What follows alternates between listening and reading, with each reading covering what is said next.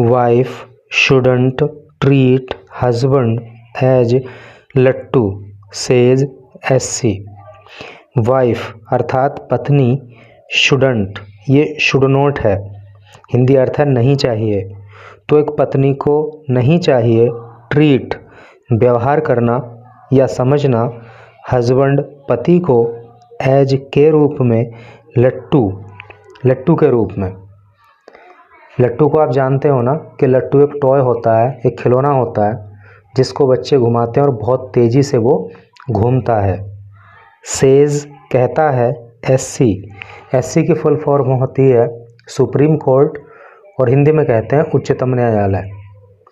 तो टोटल का अर्थ निकल के ये आ रहा है कि उच्चतम न्यायालय कहता है कि एक पत्नी को अपने पति को लट्टू नहीं समझना चाहिए, अर्थात एक पत्नी को अपने पति के साथ लट्टू के जैसा व्यवहार नहीं करना चाहिए। तो काफ़ी इम्पोर्टेंट डिसीजन यहाँ पे कोर्ट का है। चलिए पढ़ते हैं आगे, तो डिटेल में जानकारी मिलेगी और इंग्लिश के भी कई सारे न्यू वर्ड्स आपको यहाँ सीखने के लिए मिलने वाले हैं। फर्स्ट पैराग्राफ में क्या लिखा है उसको पढ़ते हैं और समझते हैं। With the number of matrimonial disputes rising in recent years, with साथ द नंबर्स, नंबर का मतलब संख्या, ऑफ मैट्रिमोनियल डिस्प्यूट, मैट्रिमोनियल का मतलब होता है विवाह संबंधी, डिस्प्यूट का मतलब होता है झगड़े, राइजिंग का मतलब होता है पैदा होना, सामने आना, इन रिसेंट ईयर, रिसेंट का मतलब हाल ही के, ईयर का मतलब साल। तो कहने का मतलब यह है कि हाल ही के वर्षों में जो विवाह संबंधी झगड़े हैं तो उनकी जो संख्या सामने आई है, SC in many cases has taken it up, तो जो SC है, जो सुप्रीम कोर्ट है, इन मैनी केसेस बहुत सारे मामलों में, has taken it upon itself, तो बहुत सारे मामलों में कोर्ट ने सुनवाई की है, कार्यवाही की है, डिसीजन दिया है, to do its utmost to negotiate peace. Utmost का मतलब होता है सबसे अधिक, नेगोशिएट का मतलब होता है वार्तालाप करना, पीस का मतलब शांति, शांति के लिए वार्तालाप करना, अर्थात शांति के लिए समझौता करवाना। बिटवीन वारिंग कपल्स, बिटवीन का मतलब होता है बीच और वारिंग कपल का मतलब होता है जिन पति पत्नी के बीच में लड़ाई झगड़ा चल रहा होता है उनको वारिंग कपल कहते हैं। तो कहने का मतलब यह है कि जिन पति पत्नियों के बीच में विवाद चल रहा है तो उनके बीच में शांति स्थापित हो, इस बात के लिए कोर्ट ने प्रयास किया है। To save marriages, to save बचाने के लिए, मैरिजेज विवाह को, शादी को, ताकि शादियां बची रहें, वो टूटे नहीं। Particularly when children are born out of nuptial ties, particularly खास तौर से, व्हेन जब, चिल्ड्रन बच्चे, आर हैं, बोर्न पैदा हुए, out of nuptial ties, नप्शियल ties का मतलब होता है वैवाहिक संबंध, ठीक है। और ख़ास तौर से कोर्ट ने उन झगड़ालू पति पत्नी के बीच समझौता कराने का पूरा प्रयास किया है जिनके वैवाहिक संबंध के बाद बच्चे पैदा हो गए, क्योंकि अगर पति पत्नी के बच्चे नहीं हैं तो वो अलग भी हो जाएं तो उतना फ़र्क नहीं पड़ता, लेकिन अगर बच्चे हो गए उसके बाद वो अलग हो रहे हैं तो उनके बच्चों के फ्यूचर पे या उनके बच्चों की मानसिकता पे बहुत गहरा और बहुत बुरा प्रभाव पड़ता है। तो ये इसका सेंस है। अब चलिए अगले पैराग्राफ को पढ़ते हैं। यहाँ लिखा है ए bench of justices BV Nagarathna.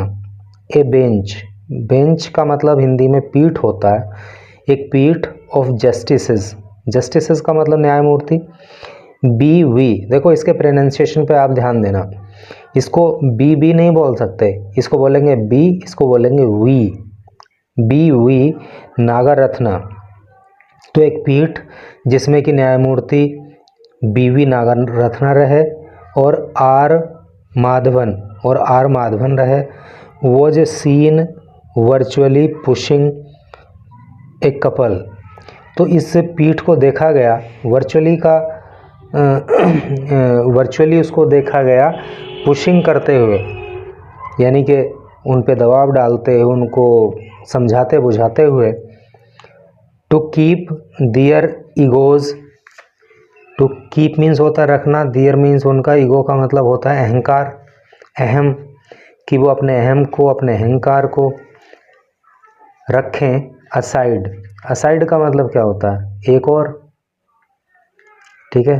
तो इन दो जजों की पीठ ने कहा पति पत्नी से कि वो अपने ईगो को, अपने अहंकार को एक तरफ रखें, यानी कि अहंकार को छोड़ें, and take decisions keeping in mind the welfare of their child, and और टेक लें डिसीजंस निर्णय, कीपिंग रखते हुए, इन माइंड दिमाग में, द वेलफेयर कल्याण या अच्छाई, ऑफ देयर चाइल्ड अपने बच्चे की। तो कोर्ट ने कहा कि अपने अपने अहंकार को एक साइड छोड़ो और अपने बच्चे का कल्याण ध्यान में रखते हुए निर्णय लो। The bench Tuesday said a wife should not have the attitude to treat her husband as a लट्टू, अर्थात स्पिनिंग टॉय। द बेंच, इस पीठ ने, ट्यूसडे मंगलवार को, सेड कहा, ए वाइफ एक पत्नी को, should not have the attitude, एक पत्नी को एटीट्यूड नहीं रखना चाहिए, दृष्टिकोण नहीं रखना चाहिए, टू ट्रीट व्यवहार करने का, हर हस्बैंड अपने पति के साथ, एज ए लट्टू, एक लट्टू के रूप में, अर्थात स्पिनिंग टॉय। स्पिनिंग टॉय का मतलब घूमने वाला खिलौना। लट्टू जो होता है, जैसा कि हमने अभी ऊपर बताया था, घूमने वाला खिलौना होता है। तो कोर्ट ने ये कहा कि एक पत्नी को अपने पति को लट्टू नहीं समझना चाहिए। While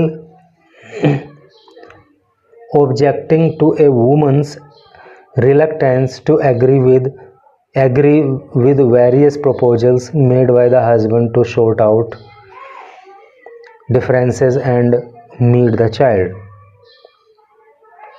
While, जबकि, objecting, object का मतलब होता है विरोध करना, to a woman's reluctance, एक महिला की जो रिलक्टेंस है, रिलक्टेंस का हिंदी अर्थ अनिच्छा से होता है, और कोर्ट ने जो है महिला की अनिच्छा का विरोध किया। किस बात की अनिच्छा?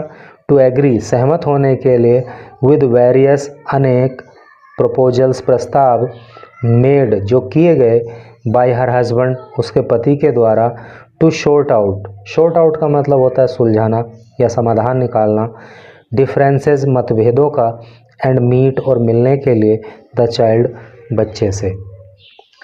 कहने का मतलब यह है कि महिला ने जो है, उसके पति ने जो भी विवाद को सुलझाने के प्रयास किए थे या अपने बच्चे से मिलने के जो प्रयास किए थे, तो उन सभी प्रयासों के प्रति, उन सभी प्रस्तावों के प्रति वो महिला अनिच्छुक थी। मतलब उसने कोई भी बात अपने पति की मानने से इनकार कर दिया था।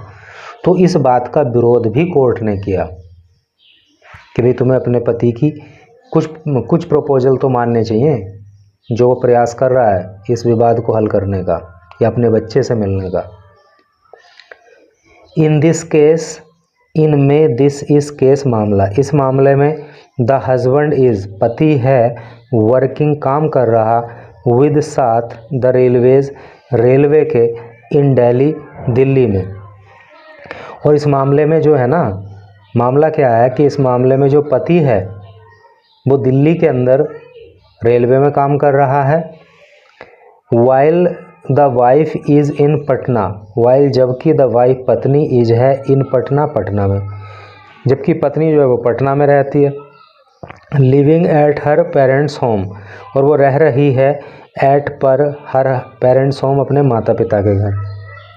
तो पति दिल्ली में रहता है, रेलवे में काम करता है, और पत्नी जो है पटना में रहती है और अपने माँ बाप के साथ वहाँ पे वो रहती है। विद, माँ बाप के साथ, माँ बाप के घर रहती है। विद हर चाइल्ड, अपने बच्चे के साथ।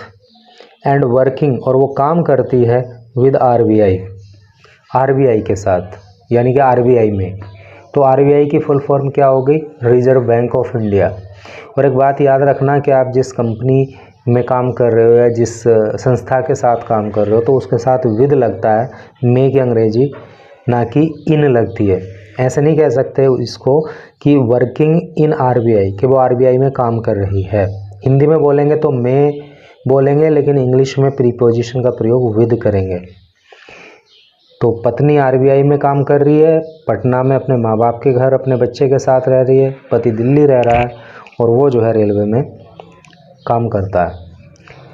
As in laws filed a case against him, as चूँकि या क्योंकि, इन लॉज का मतलब सास ससुर या ससुराल पक्ष के लोग, तो सास ससुर ने या ससुराल पक्ष के लोगों ने फाइल्ड दर्ज करा दिया था एक केस, एक मामला, अगेंस्ट हिम, उसके खिलाफ, यानी कि पति के खिलाफ ससुराल वालों ने केस दर्ज करा दिया था।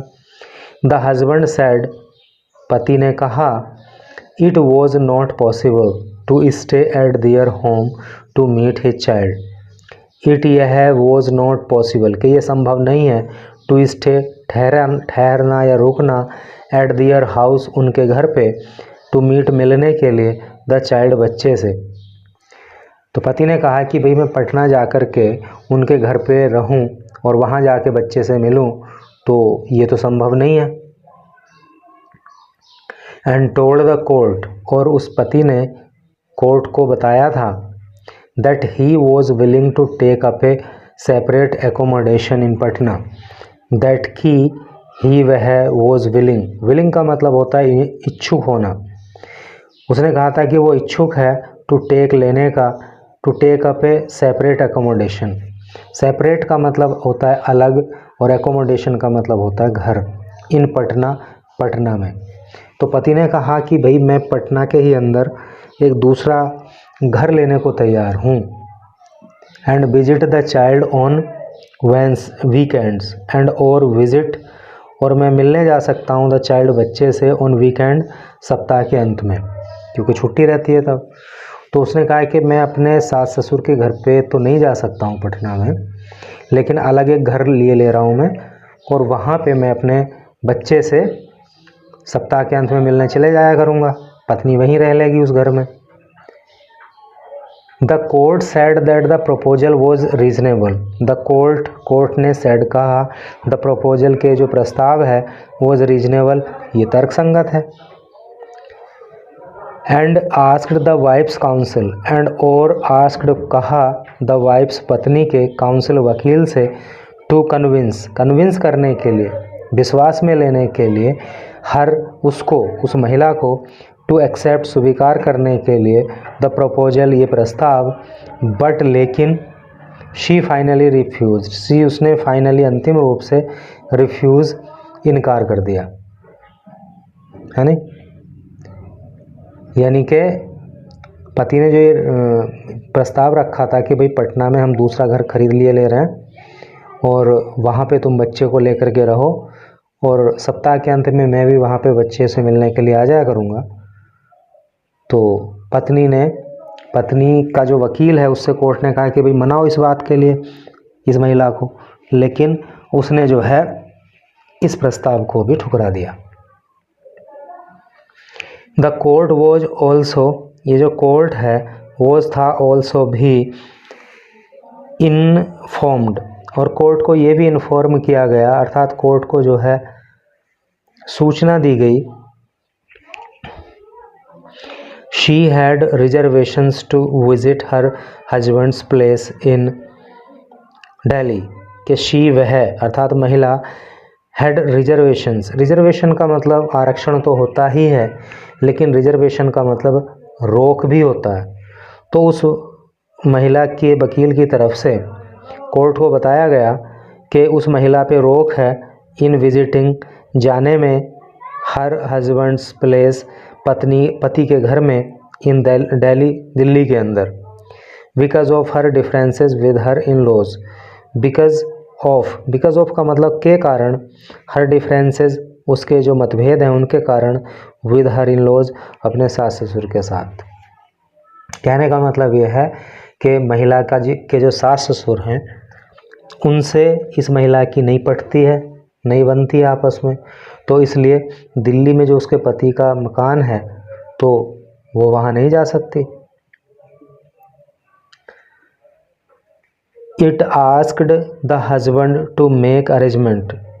इट आस्क्ड द हस्बैंड, तो कोर्ट ने पति को कहा टू मेक अरेंजमेंट, व्यवस्था बनाने के लिए।